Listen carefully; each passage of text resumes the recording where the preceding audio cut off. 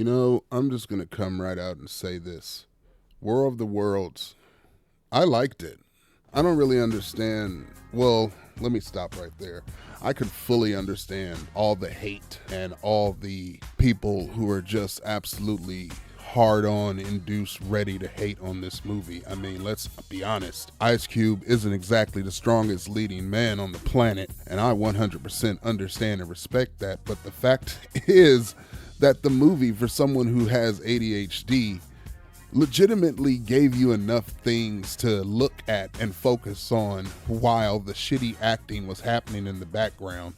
And for someone like me, whose attention span can be pulled away in literally 2.3 seconds or less, like I'm some kind of fucking dog noticing a goddamn squirrel on a tree, I actually found myself almost pleasantly, no, not pleasantly, because that's actually a nice way to put this, annoyingly and upsettingly captivated by this movie. I was almost stuck and glued to the screen while it played on, and Ice Cube did his best to emote more than his eyebrows would allow him. Look at this man. Eyebrows won't smile. On top of which, I don't know if they got a bunch of people who maybe did a bunch of YouTube videos like myself to maybe be the actors, because in truth, I guess other than Eva Longoria, I didn't really know who the hell any of these people were. And hell, even her, I knew who she was, but I didn't know her name. Anybody short of Ice Cube and Phil Coulson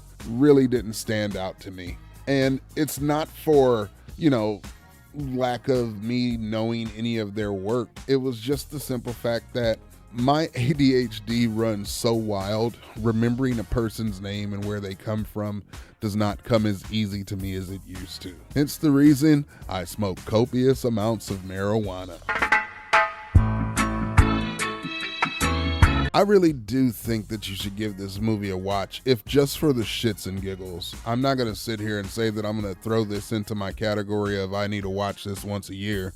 No, the fact of the matter is that I could watch this one time, make this video based off of everything that I remember, and just go on about my entire life without ever having to lay eyes on this movie again. I will say, there were points in this movie that were definitely unbelievable, if not the entirety of the movie is unbelievable, but I felt it kept with its core, not necessarily theme, but its core idea of where it originated from, which was the whole talk radio situation. And it all happened basically from behind the screens of Cube's computer, seeming like it's maybe a global event, but very isolated at the same time. In reality, back then, there were some people who thought those radio programs were legitimately real. So imagine sitting there watching and listening to something taking place like this and being stuck inside the house, being unable to see it happen with your own eyes. I guess you gotta